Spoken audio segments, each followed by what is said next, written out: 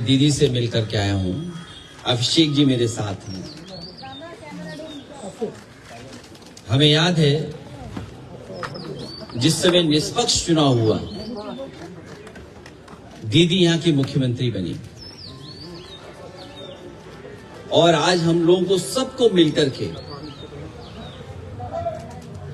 जो इलेक्शन में बेईमानी हुई है उसके लिए खड़ा होना पड़ेगा। ईमानदारी से इलेक्शन जब हुआ, इलेक्शन कमीशन ने जब इलेक्शन कराया तो वो जीती। और इस बार जो मल्टी लेयर माफियागिरी हुई है इलेक्शन में, कोई कभी सोच नहीं सकता था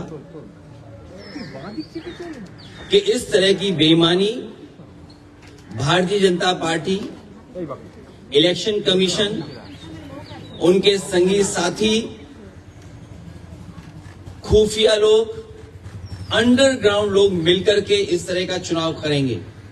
अभी तक तो हम ये सुनते थे कि जो आज बंगाल करता है वो देश कल करता है, लेकिन बीजेपी ने जो उत्तर प्रदेश में किया बेईमानी,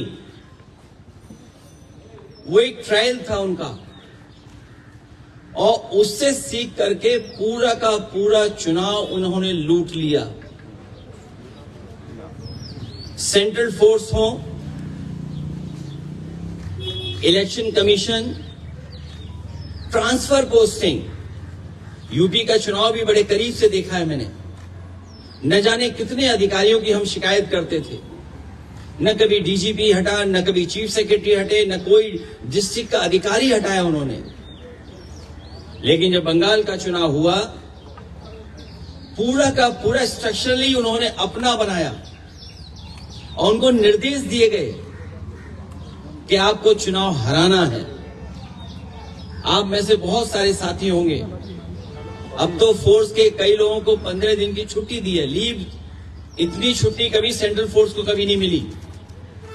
अभी सुना है कि 15 दिन की छुट्टी दी गई है। और जिस तरह का व्यवहार यहां हो रहा है पॉलिटिकल वर्कर के साथ, पार्टी ऑफिस के साथ, हम लोग भी सरकार में आए और सरकार से गए, कभी कभी किसी वर्कर, पॉलिटिकल वर्कर के साथ इस तरह का व्यवहार नहीं हुआ। चाहे हमारे साथी अभिषेक हों, आदरणीय दीदी हों, उनको सिक्योरिटी की थ्रेट हो, जिन्होंने इतनी सेवा की हो लोगों की, आखिरकार किसकी ताकत की वजह से ही कर रहे हैं। और मैं तो वो तस्वीरें दिखाना चाहता हूं जो कभी यूपी में तस्वीरें बनी थी इलेक्शन में। ये शायद तस्वीर आपने सबने देखी होगी, ये तस्वीर तो देखी होगी आपने। इससे ज्यादा भयानक काम यहां हुआ है। अगर बुलेट्स के डरा करके वोट डाला जाएगा तो कौन जीतेगा? आप बुलेट से डरा रहे हैं वोट के लिए, और इलेक्शन कमीशन निष्पक्ष नहीं है, बीजेपी के सहारे पे काम कर रहा है। जब बाई इलेक्शन उत्तर प्रदेश का हुआ था, मैं लोकसभा में अपने सभी मेंबर्स को लेकर के, कफन लेकर के गए थे हमारे सांसद, और इसलिए लेके गए थे कि स्पीकर को दे दें जिससे कि इलेक्शन कमीशन तक ये चला जाए, क्योंकि हम लोगों ने कहा कि इलेक्शन कमीशन ही मर गया है। और ये बात हम यूं ही नहीं कहते थे, ये तो पहली तस्वीर है।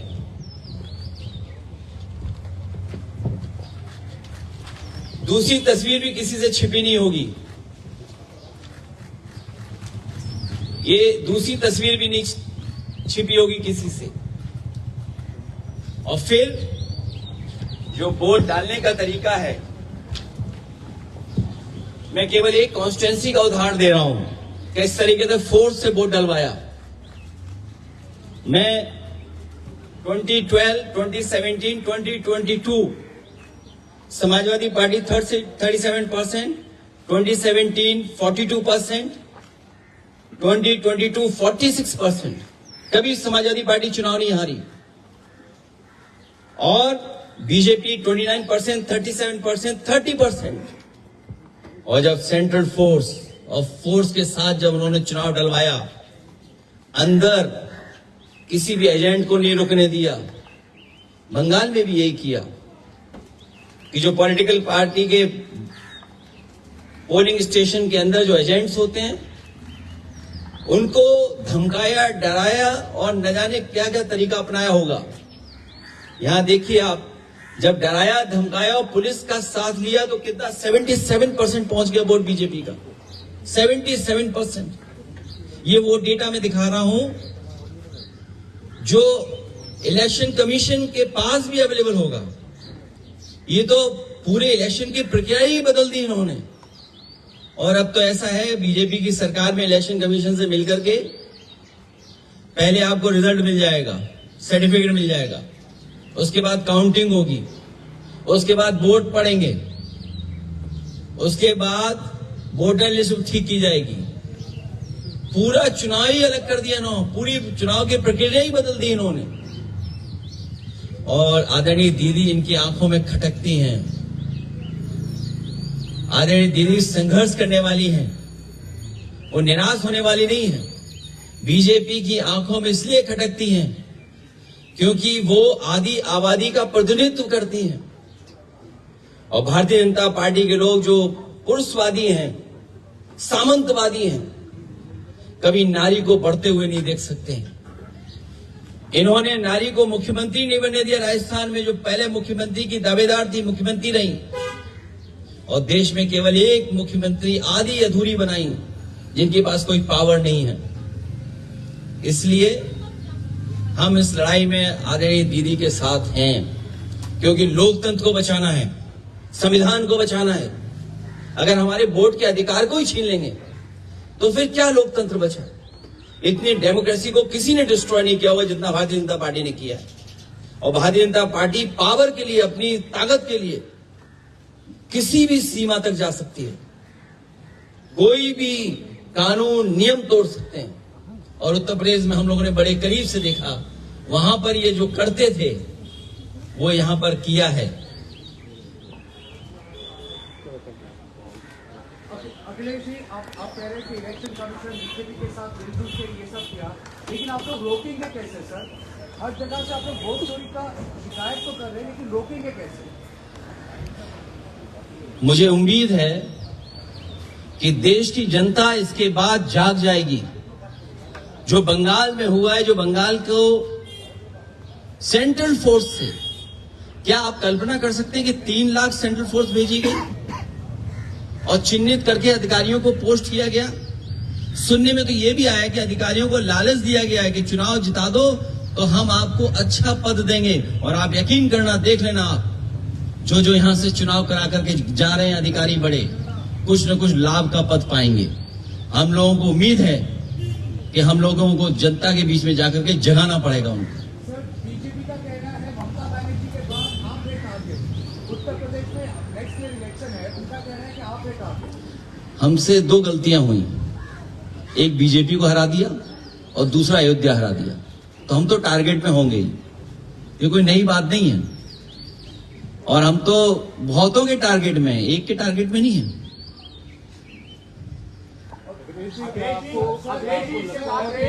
यहाँ पर जो है बीजेपी की तरफ से कहा जा रहा है, चुनाव आयोग की तरफ से कहा जा रहा है कि ये यहाँ निष्पक्ष तरीके से चुनाव हुआ, हिंसा मुक्त चुनाव हुआ, इस वजह से इस तरह के नतीजे आए। भारतीय जनता पार्टी सोम पपड़ी की तरह झूठ की लेयर है। सोम पपड़ी खाई कभी? एक लेयर के ऊपर दूसरी लेयर झूठ की चढ़ा देते हैं लोग। और आपको तो मैं ये कहता हूं ना, सब वीडियोस आर्काइव में पड़े हुए हैं। रामपुर का इलेक्शन देख लो, किसी वोटर को नहीं निकलने दिया। और ये जो डेटा मैं आपको दिखा रहा हूं, ये रामपुर की कॉन्स्टिट्यूंसी का दिखा रहा हूं मैं, कुंदर की कॉन्स्टिट्यूंसी का दिखा रहा हूं मैं। ये तो डेटा आप देख सकते हो। इलेक्शन कमीशन अंधा है क्या? और ये महिलाओं की तस्वीर क्या आप भूल गए? क्या आपके अपने चैनल पे भी चली थी तस्वीरें? ये तस्वीरें आप भूल गए क्या? ये तो आपके चैनल पे भी तस्वीरें चली थी, वीडियो चले थे। ये इन महिलाओं ने, जिन्होंने कोई परवाह नहीं की, मैंने इन महिलाओं को 2-2 लाख रुपए से सम्मान किया था कि इन्होंने कम से कम अपने वोट के अधिकार के लिए लड़ी। उन्हें परवाह नहीं थी गोली की, उन्हें रिवॉल्वर की। आप पता करिए ये क्या हालत थी उस समय। केवल ये तस्वीर नहीं, ये तस्वीर भी आप भूले नहीं होंगे। हालांकि सीसीटीवी से बहुत घबराते हैं बीजेपी के लोग, सीसीटीवी से, कैमरे से बहुत घबराते हैं। अगर यही इलेक्शन कमीशन निष्पक्ष है तो कुदरकी में जो वोट डाला है उसकी सीसीटीवी वीडियो जनता को दिखा दो। अगर जनता को नहीं दिखाना चाहते हैं तो प्रेस पे तो भरोसा करते होंगे। अगर सब प्रेस को नहीं दिखा सकते हैं तो अपने खास चैनलों को बुला करके और हमें भी बुला लेना। और फिर जब सुप्रीम कोर्ट की प्रोसीडिंग्स लाइव हो सकती हैं तो बंगाल के वोटिंग की काउंटिंग की सीसीटीवी क्यों नहीं दिखाई जा सकती, क्यों नहीं लाइव हो सकती है? कम से कम जनता में तो संदेश जाए, जो लोकतंत्र है वो मजबूत होगा। अगर सीसीटीवी की जो फुटेज है वो अगर बीजेपी दिखवा देगी इलेक्शन कमीशन से तो शायद उससे लोकतंत्र और मजबूत होगा। ये तो अकेले इलेक्शन कमीशन से लड़ रहे थे, हमें तो यूपी में जो हमारा साथी कह रहा था टारगेट, उनके परिवार के लोग भी कई जगह बैठे हुए हैं, उनके बहुत सारे साथी सहयोगी भी बैठे हुए हैं। हमें सबसे लड़ना है, लेकिन हमें भरोसा है कि जनता ने जो बंगाल में देखा है, जिस तरीके का व्यवहार सेंट्रल फोर्स का, इलेक्शन कमीशन का, संघी साथियों का, इनके अंडरग्राउंड लोगों का, बीजेपी के लोगों का, उत्तर प्रदेश की जनता जागरूक होकर इनका जवाब देगी।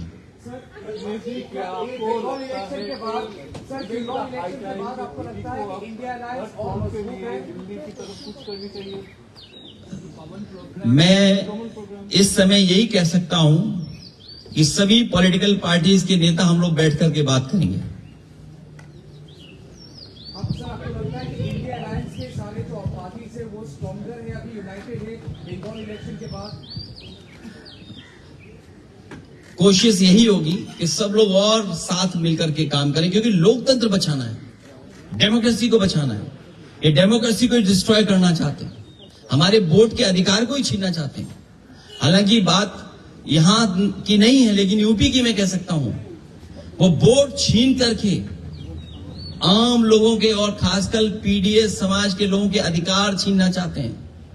जब वोट छीनेगा तो सोचिए क्या अधिकार छीनेगा। वो डेटा आपको अवेलेबल है कि किस तरीके से वोट के अधिकार को छीनने से कितनी सीटें हार गए, वो डेटा छिपा नहीं है। और लॉजिकल डिस्क्रिपेंसी के लिए क्या सॉफ्टवेयर इस्तेमाल किया होगा, आखिरकार किसका सॉफ्टवेयर था वो? लॉजिकल डिस्क्रिपेंसी जो हुई है वो किसकी वजह से हुई है? कौन डेटा देख रहा था, कौन सा सॉफ्टवेयर था वो? सर, आपको पार्लियामेंट में इसको उठाएंगे सर? पार्लियामेंट में तो मैं कफन लेके गया था इलेक्शन कमीशन के लिए। अभी सर बंगाल इलेक्शन के बिल्कुल उठाएंगे। अखिलेश जी, बंगाल का ये चुनाव इस बार हिंसा बहुत कम हुई, लोग बहुत कम यहाँ पे जाने गए, लेकिन कल रात में जो देखा गया शुभेंदु अधिकारी के पीए की हत्या की गई, जिसे क्या कैसे देखते हैं? इसमें तो होम मिनिस्टर जिम्मेदार हैं कि उनके पीए की हत्या कैसे हो गई। ये सवाल मुझसे मत पूछिए, आप ट्विटर हैंडल होगा आपका, आप टैग करिए होम मिनिस्टर साहब को, पूछिए कि हत्या कैसे हो गई। सर, ये जो एकजुट होकर आप लड़ने की बात कर रहे हैं सर, इसमें कांग्रेस की भी भूमिका होगी। सर, हम लोग यूपी इलेक्शन से भी पहले देखे हैं, बंगाल इलेक्शन से पहले भी हम लोग ने देखा कि शायद ऑपोजिशन एक साथ नहीं हो पाए, कांग्रेस नहीं आ पाया सर। कांग्रेस को कोई एडवाइस देंगे सर? मैं किसी को एडवाइस देने के लिए नहीं आया हूं। मैं लोकतंत्र और जिस तरीके से आदरणीय दीदी को अपमानित किया, उनके कार्यकर्ताओं को वोट नहीं डालने दिया, क्या जिम्मेदारी सेंट्रल फोर्स की है? क्या आप इलेक्शन को इस तरह कराएंगे कि आप वहां पर एजेंट्स को नहीं बैठने देंगे, पॉलिटिकल पार्टी के एजेंट्स को नहीं बैठने देंगे, और फिर इस बात की तैयारी करेंगे कि एसआईआर करा करके हम टारगेटेड किस बूथ पर वोट कटवाना है?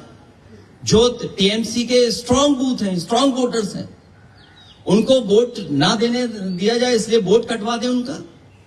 ये अधिकार किसने दिया है? यही लोकतंत्र को सबसे बड़ी हत्या कर रहे हैं बीजेपी के लोग मिलकर के, वो भी इलेक्शन कमीशन से। इसलिए सभी पॉलिटिकल पार्टी से हमारी अपील होगी कि कम से कम इस सवाल पर हम सब एक दिखाई देंगे। इंडिया ब्लॉक एक बार फिर से मजबूती के साथ जो है नजर आएगा, क्योंकि हम सब पॉलिटिकल पार्टी के लोग एक साथ खड़े हुए दिखाई देंगे। सर, ये सवाल मैं आपसे लास्ट टाइम भी पूछने की कोशिश किया था सर। बंगाल में 91 लाख लोगों को हटाया गया था, उसमें डुप्लीकेट भी है और लॉजिकल डिस्क्रिपेंसी भी है, लेकिन उत्तर प्रदेश की जो ड्राफ्ट लिस्ट है उसमें 2.8 करोड़ लोगों को हटाया गया था।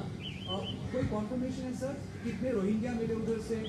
क्योंकि बंगाल में जिन लोगों को हटाया गया सबको कहते थे कि रोहिंग्या। जब ये बात आपको पता है तो ये भी पता होगी आपको कि हमारे मुख्यमंत्री जी घबरा गए थे। उन्होंने कहा कि 4 करोड़ वोट हमारे कट गए इसमें। तो क्या मानूं मैं आप, अगर हमारे उत्तर प्रदेश के मुख्यमंत्री ये शिकायत करें इलेक्शन कमीशन को कि 4 करोड़ वोट हमारे कट गए, तो इस सवाल का जवाब तो हमारे उत्तर प्रदेश के मुख्यमंत्री देंगे कि जिन्होंने कहा कि 4 करोड़ वोट कट गए हमारे। चलिए, बहुत धन्यवाद आपका, बहुत धन्यवाद।